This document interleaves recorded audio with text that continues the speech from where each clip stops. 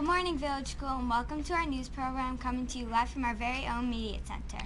Your newscasters are Rohan from Mr. Rodriguez's class. And also Sofia from the 4 Hours class. Today is Wednesday, October 7, 2015. It is a day 2. Today's character education thought of the day is, thank our custodians, Mr. Moore and Mr. Vicar, for all the hard work they do. Now to Rohan at our weather center. Today will be partly sunny.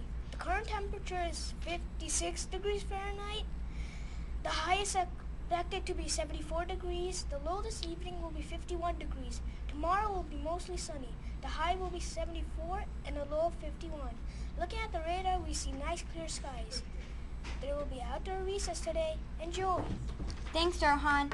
If you look up to the night sky tonight, here's what the moon will look like. The moon is waning, so new moon is coming soon. October 12th to be exact.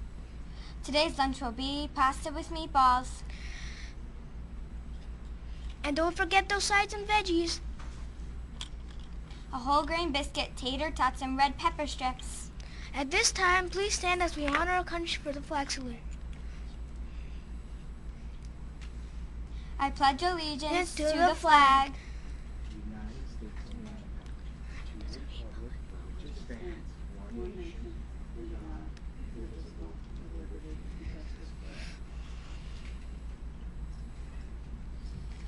Today is our 3rd day of our Week of Respect celebration. Our school is showing more respect each day. Grown-ups and kids are noticing all of the kindness. Everyone's hearts and stars are filling buckets all over VES. Keep up the great work. Now let's welcome a guest reader to our morning show. Mrs. Fornell, the 4th grade school counselor, will be reading a book to us today to help us learn the difference between joking and teasing. Take it away, Miss Fornell. Good morning. Today I'll be reading a book called Just Kidding by Trudy Ludwig. Illustrations by Adam Gustafsson.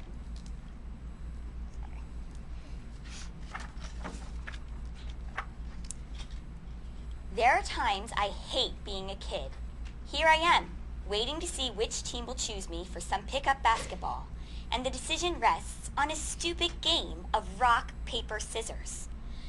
We'll play 2 out of 3, says Vince to Cody. Loser gets DJ. Ready? Rock, paper, scissors. That's what I feel like.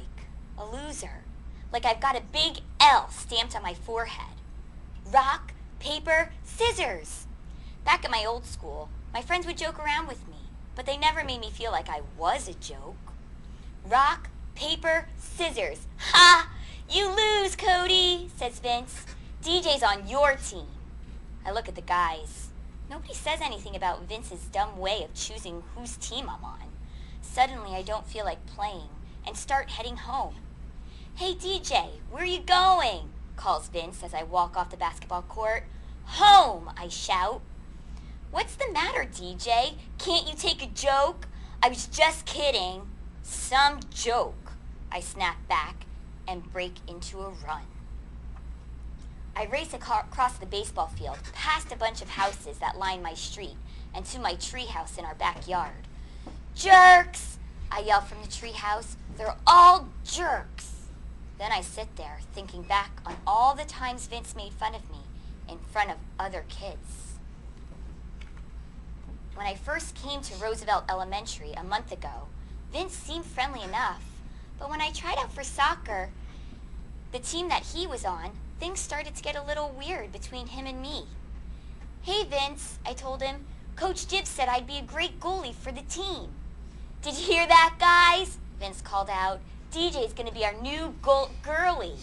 All the kids laughed as Vince pranced around the soccer field with a goofy look on his face. I laughed along with them because Vince was so funny, but it really bugged me that he made a joke instead of congratulating me. Yesterday morning when I got on the school bus, I headed to my usual seat, way in the back, next to Vince, Brian, and the other guys. Right when I sat down, Vince asked, "Are you wearing a pajama top to school?" Before I could answer, he started poking me with his finger and chanting, "DJ's wearing PJs! DJ's wearing PJs!" "That's not funny, Vince," I said. Poke. "Quit it!" Poke. "Knock it off, Vince!" Poke. "Cut it out!" Everyone on the bus got really quiet, and the bus driver glared at Vince and me through his review mirror. Vince looked all innocent and said loud enough for the driver to hear, "Geez, I was just kidding." Then today Vince comes up with this lame way of placing me on a team. I've had it. "DJ, are you in the treehouse?" asked Dad from below. I'm too angry to answer, so I don't. "DJ, are you okay?" "I don't want to talk about it." "Well, why don't we just play some cards instead, or some catch?" I join Dad in the yard, and he hands me a baseball glove. We toss the ball in silence. The rhythm of the ball going back and forth calms me down a bit.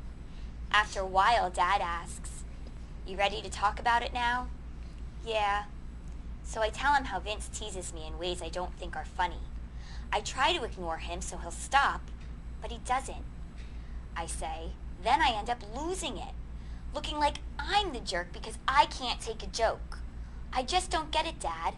Why does he have to pick on me like this?"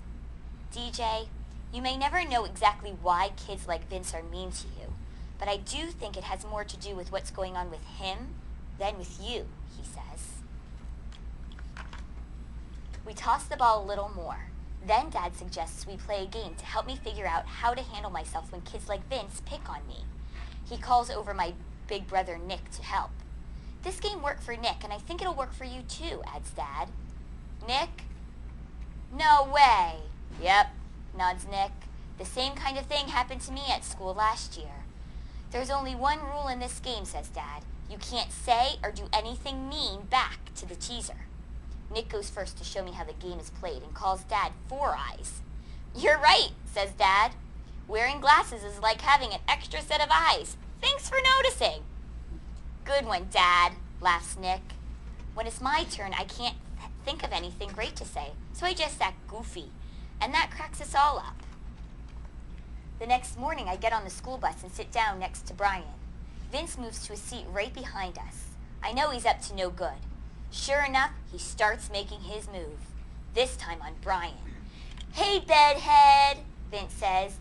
"Did you bother looking in the mirror this morning?" Brian squirms in his seat as some kids on the bus watch in silence.